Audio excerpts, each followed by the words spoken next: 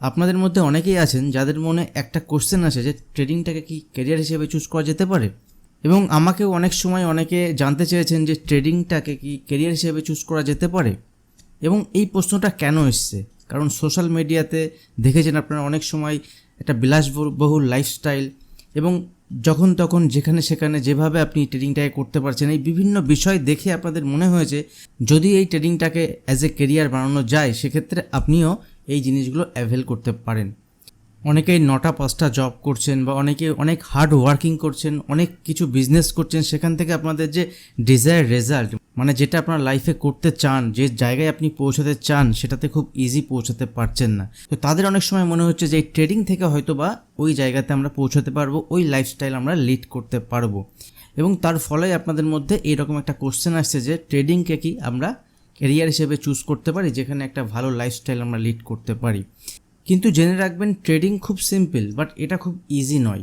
কারণ ট্রেডিংয়ে কি করতে হবে এটা সবাই জানে, বাট কখন কিভাবে কেন করবেন এটা জানাটা ট্রেডিংয়ের জন্য খুব ইম্পর্টেন্ট, যার জন্য আপনাকে খুব অল্প একটা লার্নিং প্রসেসের মধ্যে দিয়ে এখানে আসতে হবে, শিখতে হবে। এবং তার থেকেও যে ইম্পর্টেন্ট সেটা হচ্ছে ট্রেডিং সাইকোলজি।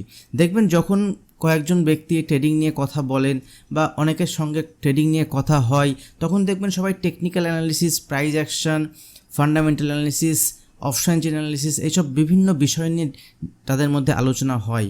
বা ট্রেডিংয়ের ক্ষেত্রে সবথেকে যেটা ইম্পর্টেন্ট আমার মনে হয় সেটা হচ্ছে ট্রেডিং সাইকোলজি। এই ট্রেডিং সাইকোলজি নিয়ে কিন্তু সেই রকম আলোচনা হয় না, যেটা ট্রেডিংয়ের ক্ষেত্রে সবথেকে ইম্পর্টেন্ট। 80% আপনার ট্রেডিং সাইকোলজি, 20% 30% আপনার এখানে স্ট্র্যাটেজি কাজ করবে। তো এই ভিডিওতে আমি আপনাদের সঙ্গে শেয়ার করব যে কিভাবে আপনি আপনার ট্রেডিং সাইকোলজিকে বিল্ড আপ করতে পারেন। এবং আমি একটা সিরিজ লঞ্চ করছি, যে সিরিজে মোটামুটি 8টা থেকে 10টা ভিডিও আমি বানাবো এবং সেখানে বিভিন্ন টপিক নিয়ে ট্রেডিং সাইকোলজির একটা টপিক নিয়ে আমি আলোচনা করব এবং কিভাবে এগুলোকে সলভ করা যায় সেটা নিয়ে আমি ডিসকাস করব। এই ছোটো ছোটো ভুল আপনারা করেন, দেখুন মার্কেটে আমি 11 বছর ধরে কাজ করছি। একজন নতুন ট্রেডার মার্কেটকে কিভাবে দেখে, একজন নতুন ট্রেডার মার্কেটে কিভাবে কাজ করে, এই সব বিষয়গুলি আমার জানা আছে এবং আমিও একটা সময় এই স্টেপগুলো পার করেই এই জায়গাতে এসেছি। তো আমি আপনাদের সঙ্গে ডিসকাস করব যে এই প্রত্যেকটা স্টেপ, যে ভুলগুলো একজন নতুন ট্রেডার মার্কেটে আসার পরে করে এবং সেগুলোকে আমরা কিভাবে ওভারকাম করতে পারি, সেগুলো নিয়ে ডিটেলসে এই সিরিজে আপনাদের সঙ্গে শেয়ার করব। দেখুন আপনাদের মধ্যে ম্যাক্সিমাম যারা মার্কেটে এসছেন তারা সোশ্যাল মিডিয়াতে বড় বড় ট্রেডারদের স্ক্রিনশট দেখেই আপনারা প্রফিট স্ক্রিনশট দেখে আপনারা মার্কেটে এসছেন। দেখুন মার্কেটে প্রফিট স্ক্রিনশট দেখে অবশ্যই আসুন, কিন্তু এই যে বড় বড় ট্রেডার তাদের যে রিস্ক রিওয়ার্ড রেশিও, তারা যে মার্কেটে কত বছর ধরে কাজ করছে, তাদের যে এক্সপিরিয়েন্স, ওই এক্সপিরিয়েন্স আপনার মধ্যে মেবি নেই। তো আপনাকে ওইগুলো গ্যাদার করতে গেলে কিছু ডিসিপ্লিনের মধ্য দিয়ে মার্কেটে কাজ করতে হবে।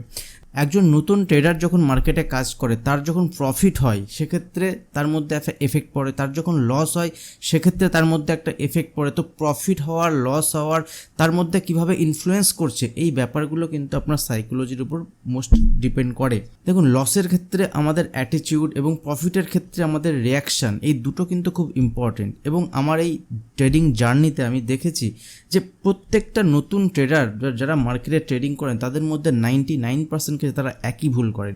এই যে ভুলগুলো তারা করেন সেই ভুলগুলো কিন্তু খুবই ইউনিক, ভুলগুলো আলাদা আলাদা ভুল নয়।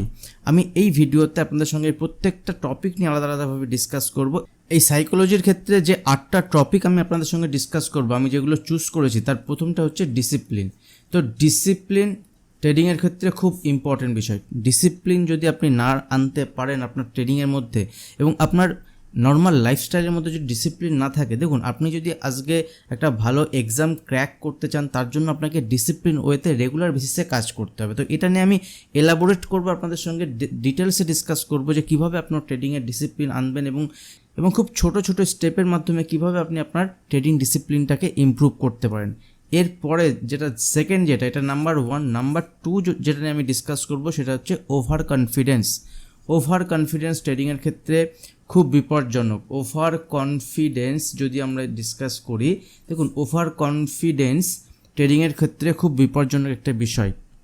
তো ওভার কনফিডেন্স ট্রেডিংয়ের ক্ষেত্রে আনা যাবে না। দ্যাট মিনস এই ওভার কনফিডেন্স যদি আপনার হয়ে যায়, বা যদি এর সঙ্গে সঙ্গে আমি আরেকটা টপিক বলি সেটা হচ্ছে লস অফ কনফিডেন্স, যদি কনফিডেন্স কমে যায়, এই ওভার কনফিডেন্স এবং লস অফ কনফিডেন্স দুটো কিন্তু একই রকমভাবে ট্রেডিংয়ের ক্ষেত্রে কাজ করে। যখন আপনি ওভার কনফিডেন্স বেশি হয়ে যাবেন তখনই যখন দেখবেন আপনি ফেলিওর হয়ে যাচ্ছেন তখন দেখবেন আপনার যে কনফিডেন্স লো হয়ে যাচ্ছে, কনফিডেন্সের লস হচ্ছে। তো কীভাবে আপনার কনফিডেন্সটা আপনি ট্রেডিংয়ের ক্ষেত্রে ধরে রাখতে পারেন সেটা নিয়ে আমি ডিটেলসে ডিসকাস করব, ছোটো ছোটো স্টেপে কীভাবে এই কাজগুলো করতে পারেন। নাম্বার 3 খুব ইম্পর্টেন্ট টপিক, সেটা হচ্ছে টু মেনি এক্সপেকটেশন। যখন মার্কেটে কেউ নতুন আসেন তাদের এক্সপেকটেশন মার্কেটের এত বেশি থাকেন যে তারা যেহেতু সোশ্যাল মিডিয়ার যে স্ক্রিনশট দেখে আসেন, প্রফিট স্ক্রিনশট দেখে আসেন, তাদের ক্যাপিটাল আপনি জানেন না, তাদের রিস্ক নেওয়ার ক্ষমতা আপনি জানেন না। বাট আপনার এক্সপেকটেশন কিন্তু অনেক বেশি, আপনার রিস্ক নেওয়ার ক্ষমতা অতটা নেই, আপনার এক্সপিরিয়েন্স মার্কেটে নেই। তো এই এক্সপেকটেশনটাকে কীভাবে আপনি কন্ট্রোল করতে পারেন, কীভাবে আপনি এটাকে ইমপ্রুভ করতে পারেন সেটা নিয়ে আমি ডিসকাস করব ছোটো ছোটো স্টেপে।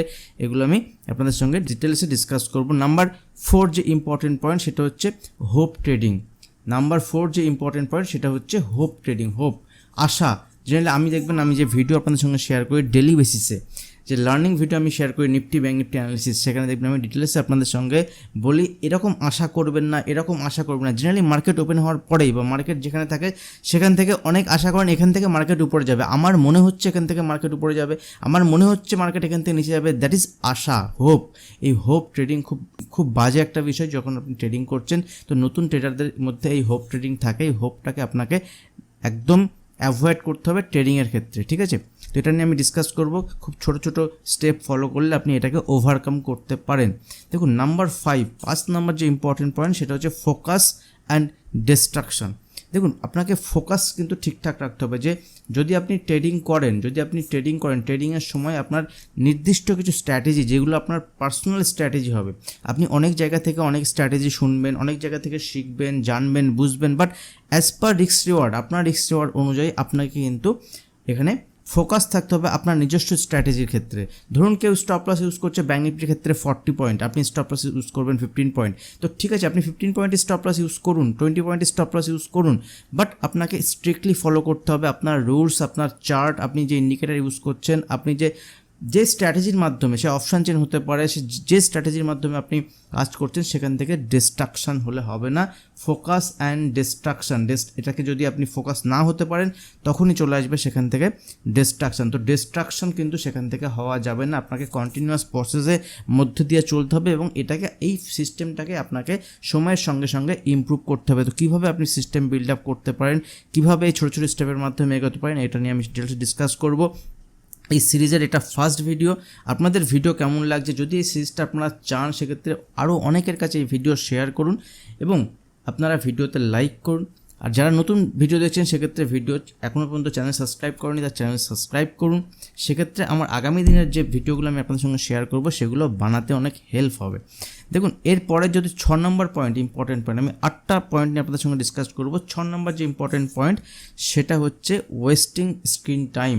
যদি আমরা স্ক্রিন টাইম দেখুন, আমরা অনেক সময় কী করি, আমরা স্ক্রিনে যখন ট্রেডিং করি, যখন আমার সেট আপ তৈরি হলো না, সেট আপ যদি তৈরি না হয় তো সেই সময় বা আমরা স্ক্রিনে চালিয়ে দিচ্ছি যে আমার একটা চার্ট চলছে, দুটো চার্ট চলছে, এর সঙ্গে সঙ্গে সে মোবাইল হোক বা ল্যাপটপ হোক বা পিসি হোক, যেখানেই হোক, আমরা কী করি অন্য কোনো ফেসবুক অ্যাকাউন্ট খুললে কাউকে চ্যাট করছি বা কিছু দেখছি, বা ওই সময় আমি হোয়াটসঅ্যাপে কিছু করছি, ইনস্টাগ্রামে আমি মেসেজ কাটছি, এগুলো করে থাকেন জেনারেলি। তো সেটা কিন্তু অ্যাভয়েড করতে হবে। এখানে কিন্তু আপনাকে ডিস্ট্রাকশন এনে দিতে পারে আপনার মধ্যে।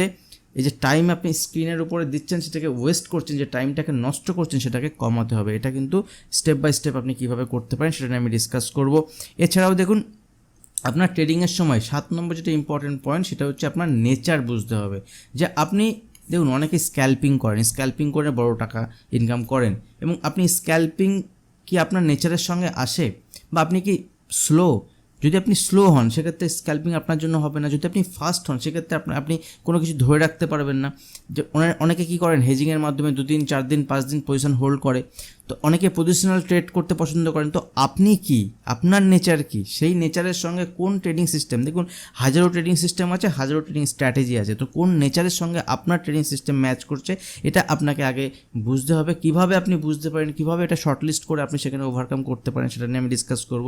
তো নেচার অফ ট্রেডিং খুব important. Nature of trading and nature of your self. আপনার যে trading nature of your self মানে আপনার যে ট্রেডিং নেচার, মানে আপনার জন্য কোন নেচারটা ঠিকঠাক হবে সেটা আপনাকে এখানে করতে হবে, সেটা নিয়ে আমি ডিসকাস করবো। এর সঙ্গে সঙ্গে লস রিকভারি, 8 নম্বর যেটা ইম্পর্টেন্ট পয়েন্ট সেটা হচ্ছে লস রিকভারি। দেখুন অনেকেই মনে করেন যে আমার এইবারের যদি ট্রেডিংয়ে আমি করি আর আমার যে 2 লাখ টাকা লস হয়েছে বা 5 লাখ টাকা লস হয়েছে বা 8 লাখ টাকা লস হয়েছে, 20 লাখ টাকা লস হয়েছে, আমি এই লসটাকে যদি রিকভারি করতে পারি তাহলে আমার নমস্কার। দেখুন আমি আপনাদেরকে বলবো, যদি এরকমটা আপনার টার্গেট থাকে তাহলে আপনি অন্য কিছু কোনো কাজ করুন, সেই কাজ থেকে এইটা যেটা গেছে, খোয়া গেছে এখানে, সেখান থেকে আপনি রিকভারি করুন। বাট এখানে এসে এটা করতে যাবেন না যেটা আমার হয়ে গেছে, আমি এই ট্রেড করছি এজন্যই যে আমার ওই লসটা রিকভারি করার জন্য। তো এটাকে আপনি কীভাবে ওভারকাম করতে পারেন এটা নিয়েও আমি ডিসকাস করবো। তো মেনলি আমার এখানে টপিক যেগুলো থাকবে সেগুলো হচ্ছে ডিসিপ্লিন প্রথম, দেন হচ্ছে এক্সপেকটেশন, অনেক বেশি এক্সপেকটেশন সেগুলো, দেন যদি দেখেন সেটা হচ্ছে over confidence, low of confidence, hope trading, focus and distraction, স্ক্রিনের সময় নষ্ট করা, trading nature yourself and loss recovery.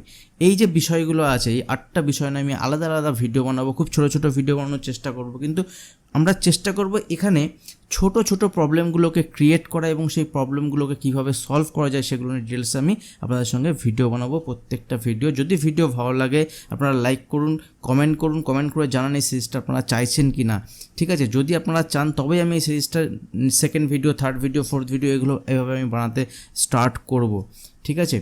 R video ভালো লাগলে অবশ্যই ভিডিও শেয়ার করুন, আরও অনেক মানুষের কাছে শেয়ার করুন। এখনও যারা চ্যানেল সাবস্ক্রাইব করেনি তারা চ্যানেল সাবস্ক্রাইব করুন এবং বেল আইকন প্রেস করুন, তাহলে আমি যখন নতুন ভিডিও আপলোড করবো তখন আপনার কাছে নোটিফিকেশন পৌঁছে যাবে। আজ ভিডিও এখানে শেষ করছি, দেখা হবে নেক্সট ভিডিওতে। ধন্যবাদ।